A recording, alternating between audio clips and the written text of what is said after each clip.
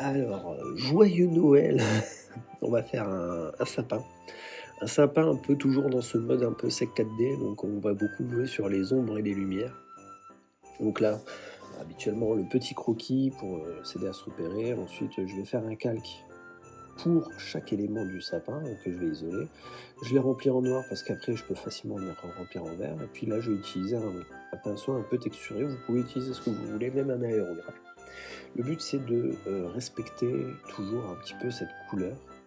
Donc là, quoi qu'il arrive, en fait, je vais faire deux calques multipliés, ou bien des calques normaux, mais en utilisant à chaque fois une ombre de plus en plus profonde pour lui donner deux valeurs d'ombre différentes. Sinon, on ne pourra pas le voir. Et aussi, je vais détacher un petit peu la jonction entre les deux en gommant un peu mes ombres. Et là, je vais venir avec un autre pinceau texturé sur un nouveau calque, toujours en masque d'écrêtage, hein, avec de la lumière. Et je vais m'amuser à rajouter 2-3 petits détails. Là, je vais faire une contre-lumière au niveau de mon sapin pour l'aider à se détacher aussi. Et puis là, je fais n'importe quoi. J'essaye un petit peu les effets de matière tout en comprenant un petit peu la luminosité, comment elle va être. Que je modifie légèrement les formes pour lui donner un aspect un peu plus irrégulier. Et puis là, voilà.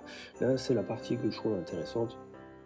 On va faire avec un bleuté grisé les formes de neige. Donc voilà, faut utiliser des formes un peu irrégulières. Faut pas avoir peur. On va pas se dire, ah bah mince, elle n'est pas spécialement belle.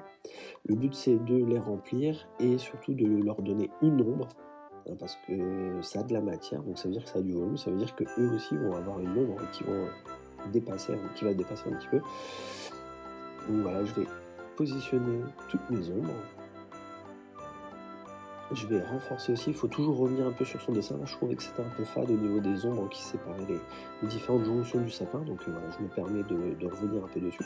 Et là, vous voyez, je marque les ombres au niveau du sapin, au niveau de la neige, ce qui permet de détacher énormément et de donner encore plus de volume à mon sapin.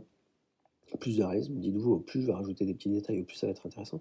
Et après, je vais rajouter la lumière de la neige, donc la neige blanc, hein. Je vais utiliser un pinceau qui s'appelle Rainforest, un pinceau qui est déjà utilisé, enfin qui est déjà installé dedans.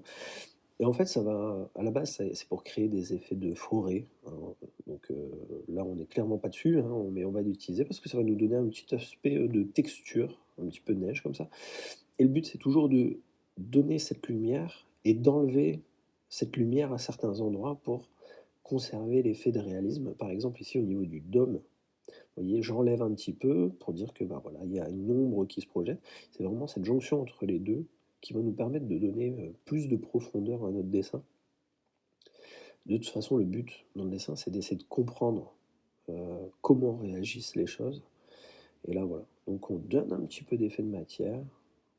Toujours, si vous rajoutez un peu plus de détails, voilà. Alors, ici, si vous avez fait les candy canes, vous pouvez sélectionner un candy cane que vous avez fait, faire copier, et puis après aller sur votre calque et puis faire coller, puis comme ça, voilà, vous avez déjà un élément que vous avez fait, pas besoin de le retravailler. Hop, et puis vous pouvez le coller un petit peu partout. Vous pouvez faire pareil si vous avez fait des boules de Noël. Enfin, vous pouvez apporter n'importe quel élément. Et pareil, vous voyez, sinon, si je ne mets pas d'ombre à mes candy canes, et ben au final, on aura l'impression, la forte impression que, ben, au final, ils se détachent énormément, comme s'ils n'étaient pas sur notre sapin, mais collés comme ça, un petit peu à la va-vite. Puis là, voilà, on rajoute un peu de détails, on rajoute de la neige, après vous pouvez rajouter une guirlande, vous pouvez le décorer comme vous voulez. Moi, c'était le but surtout de vous montrer un petit peu le procédé, de comment faire le sapin. Et après, bon, je suis pas très doué pour choisir les écritures, vous ferez mieux que moi, hein. Je vous laisserai mettre quelque chose de beau et me montrer ce que vous faites avec ce magnifique sapin, et puis peut-être faire une petite carte postale un petit peu, ça pourrait être très intéressant. Voilà, donc c'était vraiment une petite vidéo, il n'y a rien de bien foufou.